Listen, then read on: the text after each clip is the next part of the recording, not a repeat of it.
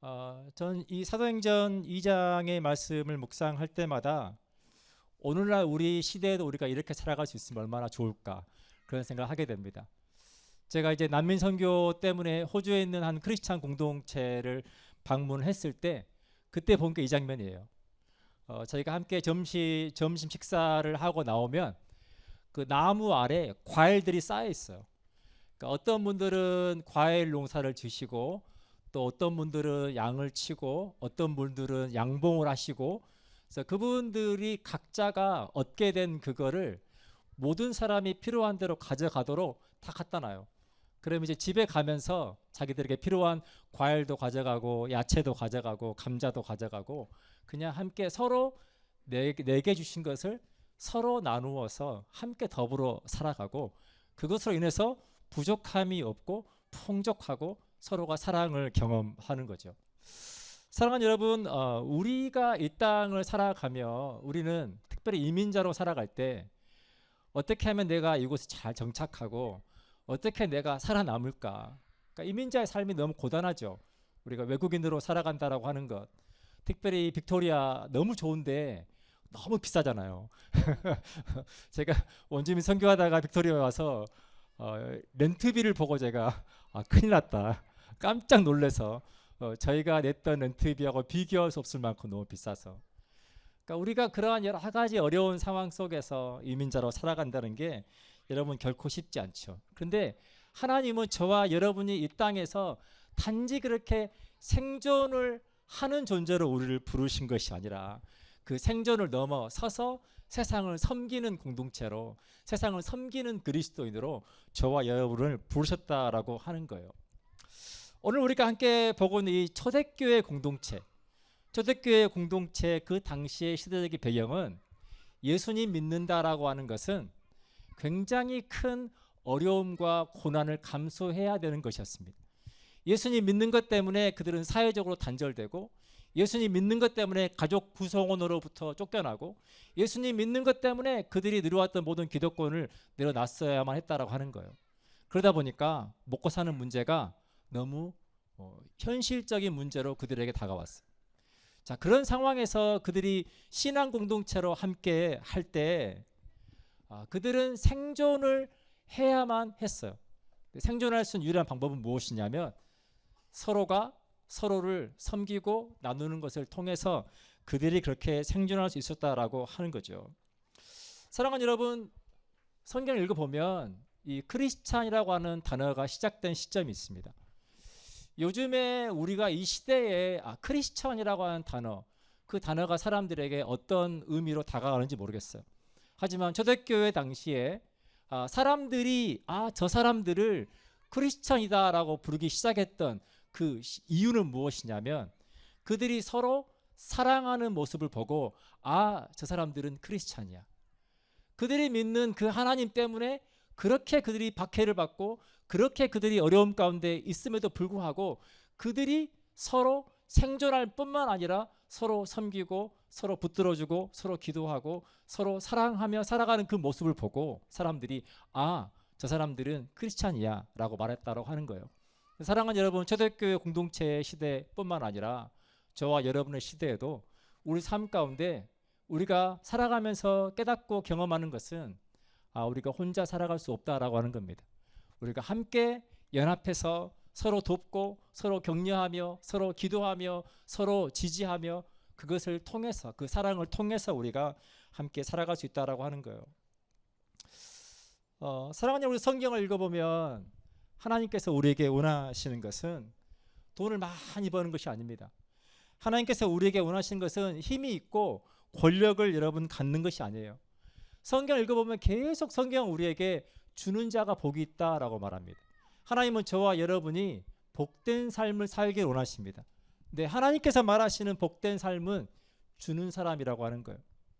제가 오늘 아침에 경험했던 그 할머니 이야기 했지만 여러분, 그렇게 물론 그분이 어떤 업무 매뉴얼에 따라서 그렇게 사람들에게 그런 멘트를 했을 수 있지만 여러분, 그렇게 따뜻한 말 한마디, 예쁜 미소 하나 그렇게 던질 수 있는 것은 그 사람 마음에 여유가 있고 그 사람 마음에 힘이 있을 때 가능한 거예요.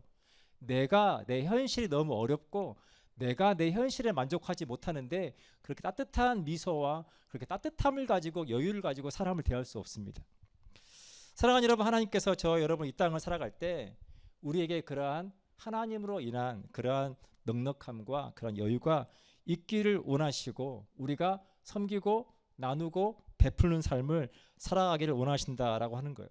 그 성경은 끊임없이 세상과 반대되는 이야기를 합니다. 너희 중에 누구든지 크고자 하면 너희는 섬기는 자가 되고 너희 중에 누구든지 높아지려 하면 너희는 낮아지는 자가 되라. 우리에게 끊임없이 말씀하고 있다라고 하는 거예요. 사랑하는 여러분, 우리가 사는 게 바쁘고 어렵다 보면 각자 자기의 삶을 열심히 살아가게 됩니다. 근데 여러분, 교회 공동체는 그렇게 살아가는 공동체가 아닙니다. 각자 알아서 각 가정별로 잘 살면 됐지라고 생각하면 여러분 결코 그 교회 공동체는 하나님의 역사하심과 하나님의 능력을 나타낼 수 없습니다. 힘이 없어요. 여러분, 바울은 우리 교회 공동체를 몸으로 비유합니다. 몸이 있는데 머리 따로, 손 따로, 발 따로, 다 따로따로. 손도 건강합니다. 머리도 건강하고 잘 돌아가고 똑똑해요. 다 건강한데 이것이 서로 연결되지 않고 다 따로따로 있다고 생각해 보세요. 여러분, 그러한 몸을 가지고 우리가 무엇을 할 수 있겠습니까?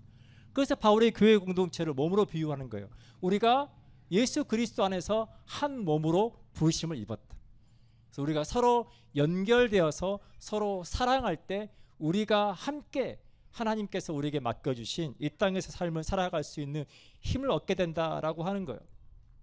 제가 이제 처음에 캐나다에 와서 북쪽에서 원주민 선교를 할 때 제가 이제 아르바이트를 하느라고 모텔에서 일을 하게 되었습니다.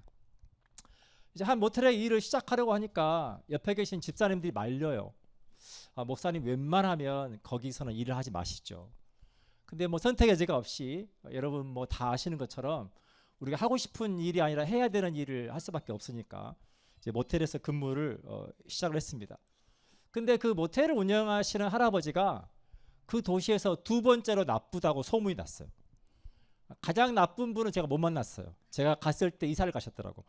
그러니까 가장 나쁘다는 분은 제가 못 만났고 그 할아버지가 두 번째로 나쁘다고 소문나신 분이에요. 자, 이유를 보니까 그래요. 일하는 사람들을 존중하지 않습니다. 일하는 사람들에게 너무 욕을 많이 하는 거예요. 그냥 종 부르듯이 하는 거예요. 그러니까 인도 분들이 와서 일을 했는데 딱 오면 이분을 보고 인사를 안 해요. 기분 나쁘니까 인사를 안 해요. 와서 일만 하고 가요. 제가 아는 집사님께서 이제 연세가 많으시니까 이 할아버지를 도와주려고 일부러 그분도 모텔을 운영하시는데 일부러 시간을 내서 이 모텔에 와서 사무적인 일을 도와줍니다. 그런데 오실 때 사과를 가지고 오실 때 사과를 그 모텔에서 서빙하는 사과가 빨간 사과면 파란 사과를 가져와요. 왜냐하면 빨간 사과, 여기 있는 사과를 먹었다고 오해를 받기 싫어가지고 그 먹었다고 뭐라 할까봐 하도 그거 가지고 따지고 뭐라 하시니까 여기에 빨간 사과가 있으면 이분은 파란 사과를 가져와서 저는 제 거 먹어요 라고 하는 사인으로 하는 거예요. 여러분, 얼마나 슬픈 일입니까? 그래서 제가 하루 물어봤어요. 아니 어르신, 왜 이렇게 열심히 돈을 모으려고 하십니까? 밴쿠버까지 차로 한 20시간 정도를 운전하고 내려가야 됩니다. 근데요, 돈을 아끼신다고 새벽에 출발해서 논스톱으로 밴쿠버까지 쭉 가세요. 나이 70이 넘으셨는데 돈을 아끼신다. 모텔비가 아깝다고.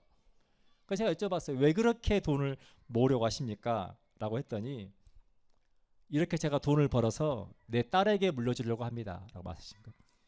부모니까 열심히 내가 돈 벌어서 내 딸에게 물려주려고 해요. 라고 말하는데 어느 날 그 딸의 의견을 듣게 되었어요. 그 딸은 이렇게 말하는 거예요. 아빠, 우리도 좋은 직장이 있고 우리도 그 돈 필요 없어요. 난 아빠의 돈이 필요 없어요. 난 아빠가 건강하고 행복하게 사시면 좋겠어요. 그 말을 하는 거예요. 그런데도 이분의 마음이 안 변해요. 내가 열심히 돈을 벌어서 내 딸한테 줄 거야. 결국 누구를 위한 겁니까? 그분 자신을 위한 거예요.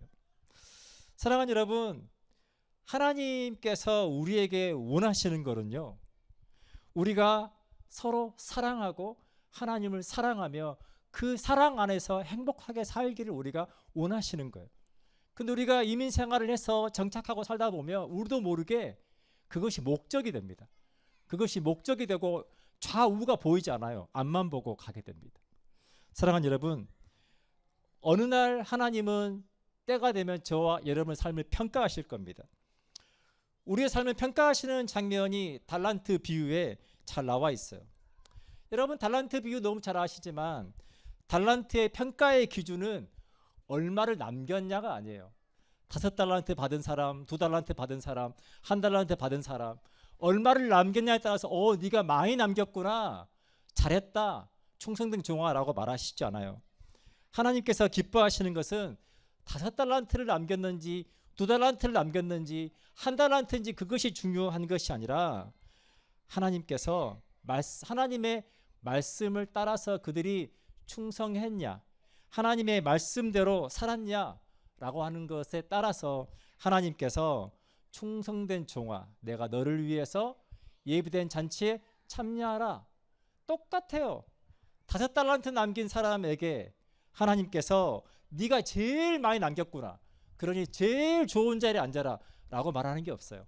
5달란트든 2달란트든 액수와 무관하게 하나님의 말씀대로 순종하고 살아간 거에 대해서 충성된 종아라고 말씀하시면서 내 잔치에 참여하라고 축복하고 있다라고 하는 거예요. 사랑하는 여러분, 하나님께서 저와 여러분 삶 가운데 함께 동행하실 때 하나님은 우리에게서 믿음을 보기를 원하십니다.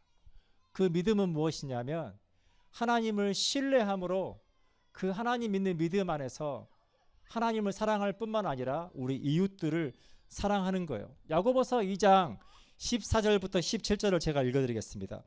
내 형제들아, 만일 사람이 믿음이 있노라 하고 행함이 없으면 무슨 유익이 있으리요?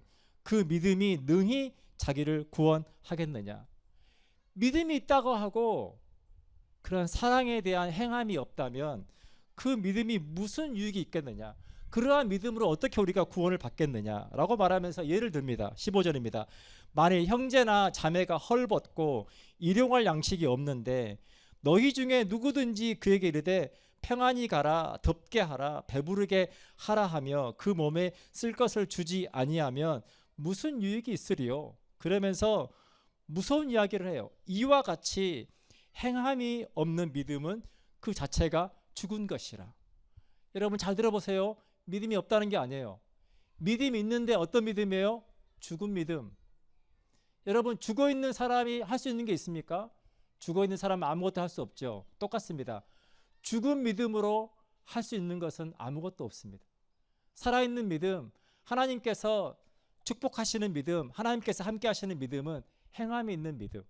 내가 믿는 그것대로, 말씀대로 내가 순종하며 하나님을 사랑하고 하나님께서 내게 주신 것들을 통해서 이웃을 사랑하는 믿음, 그 믿음이 가지고 있을 때 하나님께서 은혜 베푸시고 함께 하신다라고 하는 거예요. 그래서 누가복음 6장 38절에서 하나님은 우리에게 이렇게 약속하십니다. 제가 세 번역을 읽어드릴게요. 남에게 주어라, 그리하면 하나님께서도 너희에게 주실 것이니 되를 누르고 흔들어서 넘치도록 후하게 되어서 너희 품에 안겨 주실 것이다. 너희가 되질하여 주는 그대로 너희에게 도로 되어서 주실 것이다. 여러분 잘 이해가 안 될 수 있습니다. 우리가 쌀을 이렇게 옛날에는 쌀을 이렇게 조금씩 사 먹었잖아요. 그러니까 어려울 때는 지금처럼 이렇게 쌀을 한 푸대씩 사가지고 집에 가는 게 아니라 이렇게 사각으로 나무로 만들어진 한 되라고 하는 거기에다가 이렇게 쌀을 담아가지고 이렇게 샀단 말이에요. 조금씩. 근데 이 쌀을 줄 때 이렇게 쌀을 수북하게 위에 얹어서 줄 수도 있고 그냥 위를 딱 잘라서 줄 수도 있다라고 하는 거예요. 성경 우리에게 말합니다. 너희가 그렇게 하나님의 사랑으로 베풀며 살아갈 때 하나님께서 너희에게 주실 것인데 어떻게 주시냐면 수북히 쌓아서 흔들어 넘치도록 할 만큼 수북히 쌓아서 하나님께서 너희에게 주실 거다라고 하는 거예요. 사랑하는 여러분, 우리의 믿음은 근거가 없는 게 아닙니다. 우리의 섬김과 우리의 사랑과 우리의 나눔은 근거가 없는 게 아니에요. 하나님의 약속에 근거합니다. 사랑하는 우리가 하나님의 사랑을 이 땅에서 경험하고 살아갈 수 있는 유일한 방법은 우리가 하나님의 말씀을 따라 살아가는 겁니다. 마지막으로 베드로전서 4장 7절부터 10절을 제가 한번 읽어드리고 함께 기도하기를 원합니다. 만물의 마지막이 가까이 왔으니 그러므로 너희는 정신을 차리고 근신하여 기도하라. 무엇보다도 뜨겁게 서로 사랑할지니 사랑은 허다한 죄를 덮느니라. 서로 대접하기를 원망 없이 하고 각각 은사를 받은 대로 하나님의 여러 가지 은혜를 맡은 선한 청지기 같이 서로 봉사하라. 사랑하는 여러분, 저는 양무리 공동체가 그렇게 하나님의 은혜를 맡은 선한 청지기처럼 서로 봉사하고 서로 섬기며 서로 세워주는 것을 통해서 하나님의 은혜를 내가 누릴 뿐만 아니라 우리 공동체 모든 가정들이 그 하나님의 은혜 안에 살아가는 그 축복을 누릴 수 있기를 축복합니다. 잠깐 함께 기도하겠습니다.